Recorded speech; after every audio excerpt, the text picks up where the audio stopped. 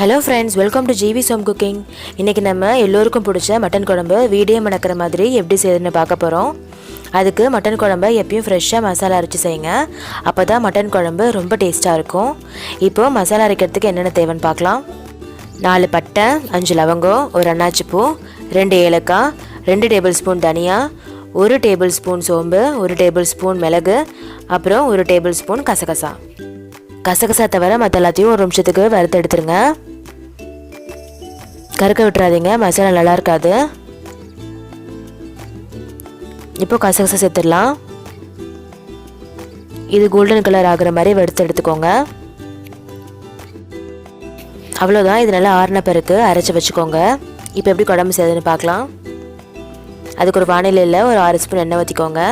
ஒரு பட்டை, 2 லவங்கம், கொஞ்சம் கசகசா சேர்த்துக்கோங்க. 1/4 கிலோ அளவுக்கு சின்ன வெங்காயம் சேர்த்துக்கோங்க. சப்போஸ் சின்ன வெங்காயம் இல்லைன்னா ஒரு 3 பெரிய வெங்காயம் பொடியாக கட் பண்ணி சேர்த்துக்கோங்க. வெங்காயம் இந்த அளவுக்கு நல்லா வதங்கின பிறகு 2 ஸ்பூன் இஞ்சி பூண்டு பேஸ்ட் சேர்த்துக்கோங்க. வெங்காயம் நல்லா வதங்கினா தான் டேஸ்ட் நல்லாயிருக்கும். இஞ்சி பூண்டு பேஸ்ட்டு பச்சை வாசம் போகிற அளவுக்கு வதக்கிக்கோங்க. இப்போ நம்ம தக்காளி சேர்த்துடலாம். 3 தக்காளி சேர்த்துக்கோங்க. தேவையான அளவுக்கு உப்பு சேர்த்துக்கோங்க.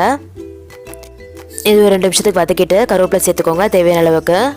மட்டன் குழம்புக்கு எப்பயும் உருளைக்கிழங்கு சேர்த்துட்டா டேஸ்ட் நல்லாயிருக்கும். அதனால் ஒரு உருளைக்கிழங்க தோல் நீக்காமல் சேர்த்துக்கோங்க. இப்போ இது ஒரு 5 மினிட்ஸ்க்கு நல்லா வதக்கிக்கோங்க. நல்லா வதங்கின பிறகு நம்ம மசாலாலாம் சேர்த்துடலாம்.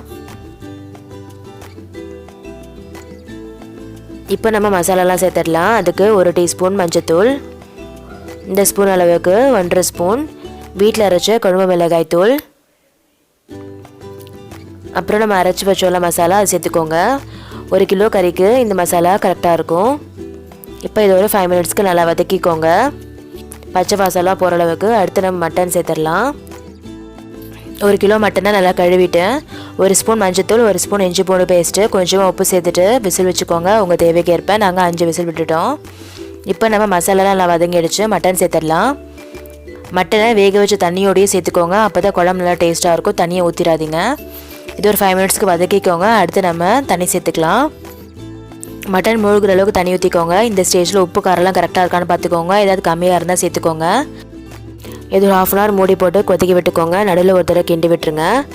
அவ்வளோதான், நம்மளோட மட்டன் குழம்பு சூப்பராக ரெடி ஆகிடுச்சு. மட்டனும் உருளைக்கிழங்கு வெந்திருக்கான்னு எடுத்து ஒரு தடவை செக் பண்ணிவிடுங்க. கொஞ்சமாக கொத்தமல்லி போட்டு இறக்கிடுங்க. அவ்வளோதான், இப்போ நம்மளோட மட்டன் குழம்பு ரொம்ப சுவையாக ரெடி ஆகிடுச்சு. இந்த மாதிரி கண்டிப்பாக செஞ்சு பாருங்கள். வீட்டில் இருக்க எல்லாருக்குமே ரொம்ப பிடிக்கும். செஞ்சு பார்த்து எப்படி இருந்துச்சுன்னு கமெண்ட் பாக்ஸில் கமெண்ட் பண்ணுங்கள். இந்த வீடியோ பிடிச்சிருந்துச்சுன்னா ஜிவிஸ் ஹோம் குக்கிங்க்கு சப்ஸ்கிரைப் பண்ணுங்கள். தேங்க்ஸ் ஃபார் வாட்சிங். டாட்டா.